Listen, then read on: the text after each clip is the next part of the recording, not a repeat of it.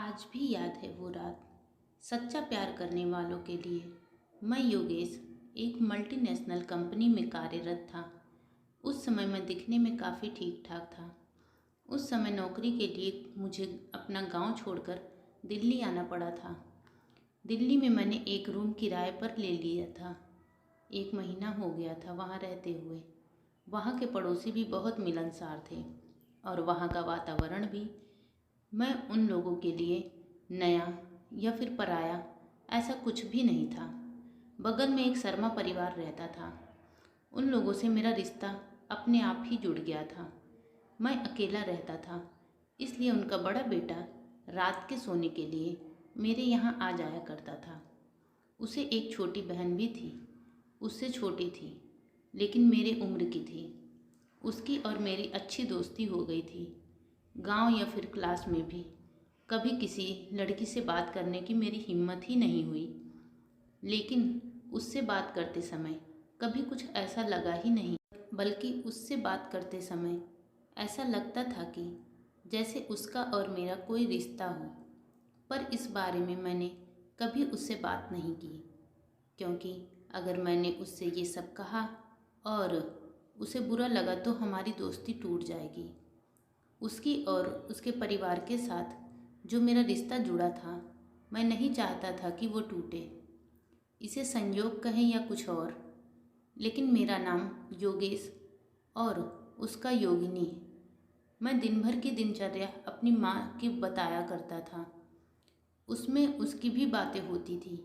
माँ सब समझ गई थी। और तो और मेरी बहन भी मुझे उसका नाम लेकर चिढ़ाती थी। मोहल्ले में भी इस बात को लेकर बातें होती थी, लेकिन इन सभी बातों का मुझे कभी गुस्सा नहीं आया। पता नहीं क्यों, शायद वो मुझे अच्छी लगने लगी थी। किसी के भी आंखों में समा जाए, ऐसा उसका रूप था। जब कभी कुछ घर में बनाती तो सबसे पहले मेरे लिए ला कर देती। शायद वो भी मुझे पसंद करने लगी थी। ऐसे बहुत से सवाल थे जो मेरे मन में उठते थे, पर कभी हिम्मत नहीं हुई जानने की। मुझे 1 साल हो गया था यहाँ आए हुए। हर कोई अब मुझे पहचानने लगा था। छुट्टियों में माँ भी आने वाली थी मेरे पास कुछ दिनों के लिए, और मुझसे बोल रखा था कि उससे बात कर लेना, वरना मैं खुद ही रिश्ता लेकर उनके घर चली जाऊंगी। मैं माँ के स्वभाव को बड़े अच्छे से जानता था, इसीलिए थोड़ी चिंता हो रही थी। आज मैंने ऑफिस से जल्दी जाने की सोची, क्योंकि शर्मा अंकल और उनका बेटा मेरे साथ ही 6 बजे उनकी भी छुट्टी होती है।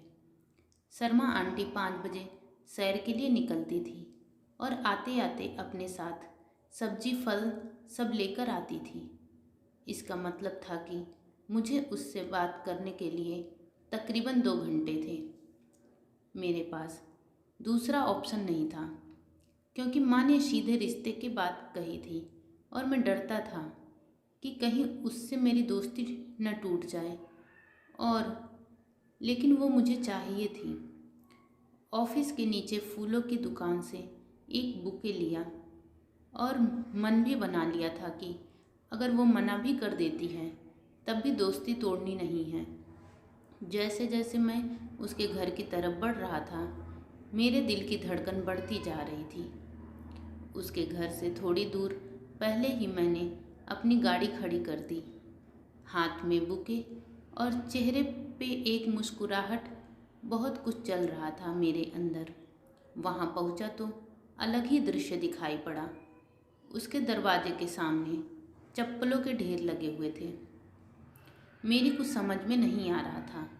मैंने जल्दी से फूलों के बुके को बैग में रख लिया। भीड़ देखकर लग रहा था कि जैसे आधा मोहल्ला उनके यहाँ जमा हो गया हो। वहाँ पहुँचा तो पता चला कि शर्मा अंकल की माताजी का उनके गांव के घर में देहांत हो गया है और दोनों बाप बेटे गांव जाने की तैयारी कर रहे थे। शर्मा आंटी एक कोने में बैठी हुई थी। सब थे वहाँ, लेकिन योगिनी कहीं दिखाई नहीं दे रही थी। मैं भीड़ से निकलकर थोड़ा अंदर गया। शर्मा अंकल से पूछताछ की, लेकिन माँ की ममता के कारण उनका गला भर आया था। मैंने उनके बेटे से पूछा, अगर कुछ मदद चाहिए तो मुझे योगिनी की भी चिंता हो रही थी, क्योंकि उसकी दादी से बहुत लगाव था। बाद में ये पता चला कि उनकी टिकट की व्यवस्था नहीं हो पा रही थी। मैंने अपने कई दोस्तों को फ़ोन किया और आखिर में एक गाड़ी का इंतज़ाम हो गया था। शर्मा अंकल गाड़ी बहुत अच्छी चलाते हैं, लेकिन क्या इस अवस्था में चला पाएंगे? लेकिन दूसरा कोई रास्ता भी तो नज़र नहीं आ रहा था। सब कुछ अच्छे से मैनेज हो गया था, लेकिन अभी भी मेरी नज़र योगिनी को ही ढूंढ रही थी। मुझसे रहा नहीं गया और मैंने उसके बड़े भाई से पूछ ही लिया। उसने बताया कि वो अंदर बेडरूम में है। वहाँ गया तो देखा कि वो डायरी में कुछ लिख रही थी। मुझे बड़ा अजीब लगा कि जिसका अपनी दादी से इतना लगाव, वो शांत बैठे डायरी में कुछ लिख रही है। आंखों में एक आंसू नहीं था। मुझे देखते ही उसने लिखना बंद कर दिया और सर नीचे करके बैठ गई। मुझसे नज़र मिलाने की उसमें हिम्मत नहीं थी। वो उठी और खिड़की के पास जाकर मेरी तरफ पीठ करके खड़ी हो गई। बाहर सभी लोग व्यस्त थे। मैंने उसके पास जाकर जैसे ही उसके कंधे पे हाथ रखा, उससे रहा नहीं गया और वो मुझसे लिपट कर रोने लगी। रोने की आवाज़ सुनकर उसका भाई अंदर आया और हमें देखकर बिना कुछ बोले वापस बाहर चला गया। पता नहीं क्या हो रहा था, लेकिन वो समय नहीं सवालों के जवाब ढूंढने का। उतने में मेरे दोस्त का फ़ोन आता है कि गाड़ी आ गई है। मैंने योगिनी को समझाया और उनका सामान लेकर नीचे आ गया। मैंने सभी को गाड़ी में बिठा दिया और घर आकर नहाने लगा। मेरे मन में भी कई सवाल खड़े हो रहे थे। आखिर क्यों वो मुझसे लिपट कर रोने लगी? क्यों मेरे पास आकर ही उसे रोना आया?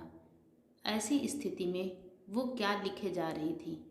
इन सभी सवालों के जवाब वो आने पर ही मिल पाएगा। पर यह समझ नहीं आ रहा था कि मैं इतना उसके बारे में क्यों सोच रहा हूँ। और सोचते बेड पर लेट गया। दिमाग में विचार आया कि क्या वो लोग ठीक से पहुँच गए होंगे?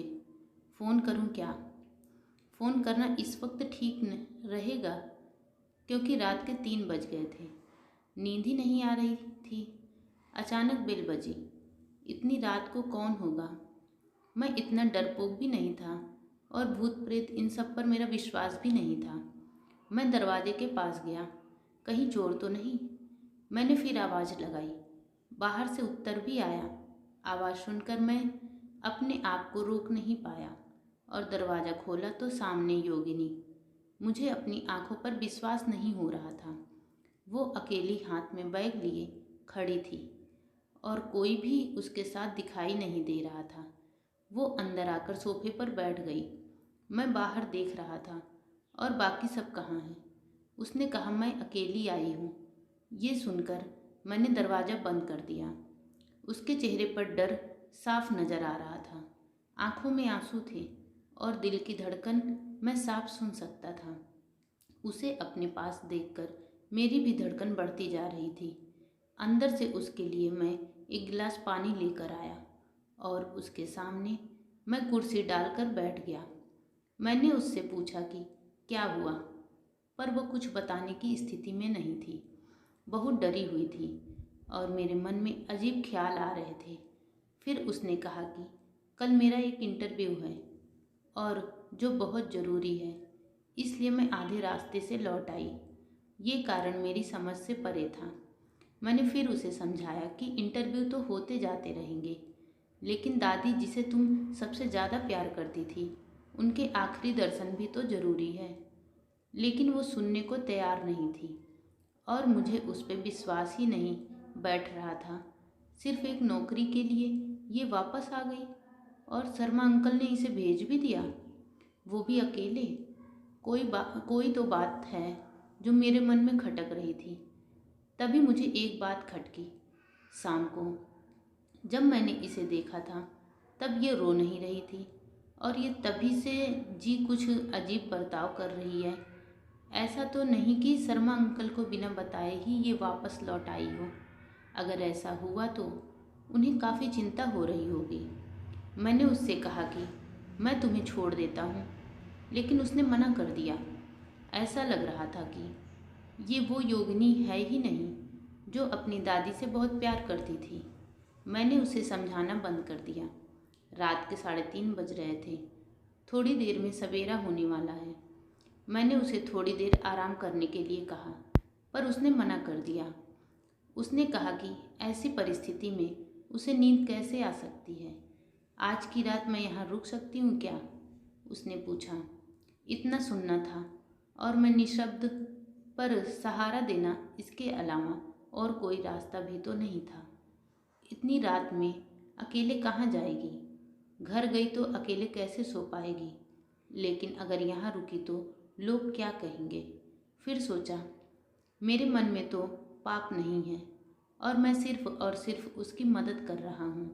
ये सोचकर मैं थोड़ा रिलैक्स हुआ। मैंने कहा, ठीक है, सो जाओ तुम यहाँ। वो बेडरूम में जाकर सो गई और मैं बाहर सोफे पर।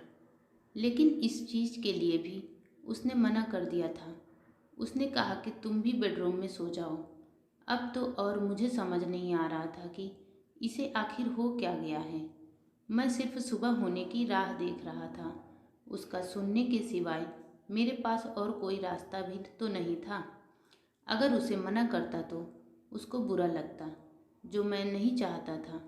बेडरूम में हम दोनों अकेले, पहली बार कोई लड़की मेरे बगल लेटी हो। मैं मन में बहुत खुश था, लेकिन ये सही समय नहीं था अपनी भावनाओं को जाहिर करने का। हम दोनों के बीच मैंने एक तकिया रख दी।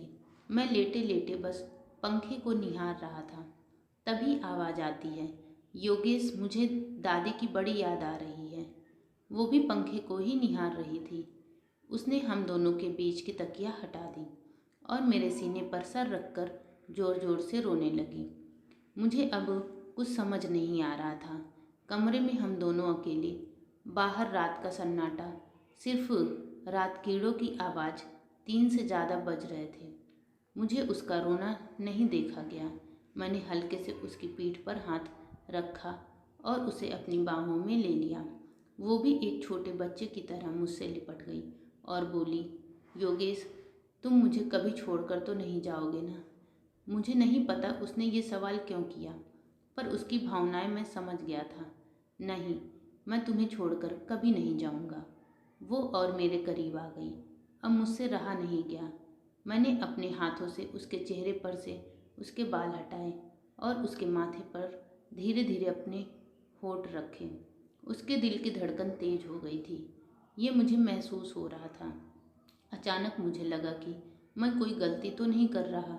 मुझे अपराधी सा महसूस होने लगा।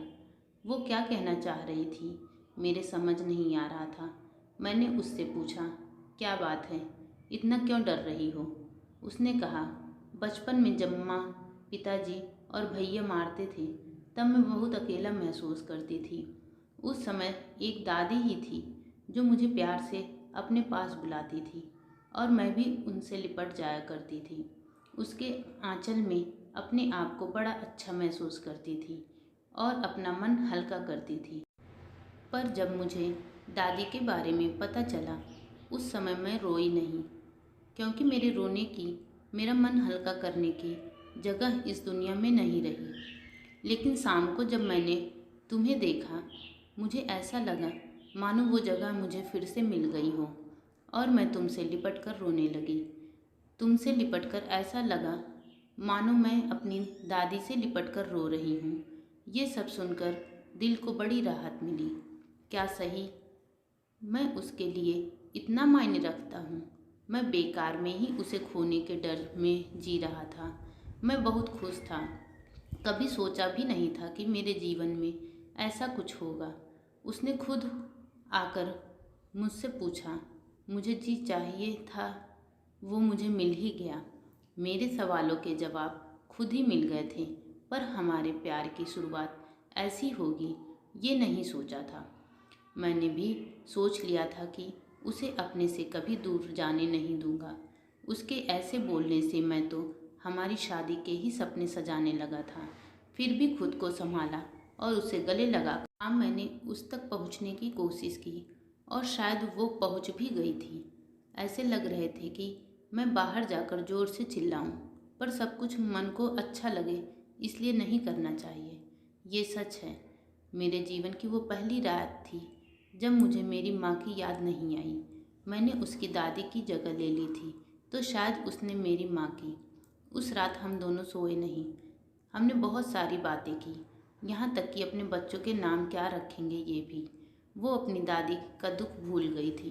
बातों बातों में सुबह के 6 कब बज गए पता ही नहीं चला। तभी किसी ने बेल बजाई। मैं डर गया क्योंकि घर में हम दोनों ही अकेले थे। मैंने उससे बाहर आने के लिए मना किया। मैंने दरवाज़ा खोला। बाहर काफ़ी भीड़ जमा थी। शर्मा अंकल का दरवाज़ा खुला हुआ था और काफ़ी लोग जमा थे वहाँ पर। अंदर से रोने की आवाज़ आ रही थी। मेरे कुछ समझ नहीं आ रहा था। शर्मा अंकल आंटी आ गए थे क्या? अगर योगिनी को मेरे घर में देखेंगे तो क्या सोचेंगे? इस डर से मैंने दरवाज़ा बाहर से बंद कर दिया। हिम्मत करके मैं उनके घर में गया और सामने जो कुछ देखा उसे देख मेरे पैरों तले ज़मीन खिसक गई। सामने शर्मा अंकल आंटी, उनका बेटा और योगिनी, चारों के मृतदेह पड़े हुए थे। मुझे मेरी आंखों पर विश्वास नहीं हो रहा था। जो लड़की थोड़ी देर पहले तक मेरी बाहों में थी, उसकी लाश मेरी आंखों के सामने पड़ी थी। मैं दौड़ा दौड़ा अपने रूम में गया और योगिनी को ढूंढने लगा, पर वो कहीं नहीं थी। ये मूर्खपना सारा मोहल्ला देख रहा था। सभी के आंखों में आंसू थे और मेरी आंखों में डर, आश्चर्य, ऐसे मिले जुले भाव थे। रात में योगिनी मेरी बाहों में नहीं थी, तो वो कौन थी और ये सब कैसे हुआ? एक बगल में खड़े आदमी से पूछा। तब उसने बताया कि जाते समय ही चारों का एक्सीडेंट हो गया था और चारों ही जगह पर ख़त्म हो गए थे। ये सुनकर मैं सन्न रह गया था। विश्वास किस पर रखूं?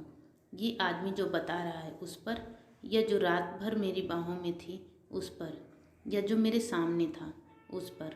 कोई रास्ता नज़र ही नहीं आ रहा था। तभी मुझे याद आया कि निकलने से पहले वो डायरी में कुछ लिख रही थी। मैंने वो डायरी ढूंढ निकाली और पढ़ने लगा।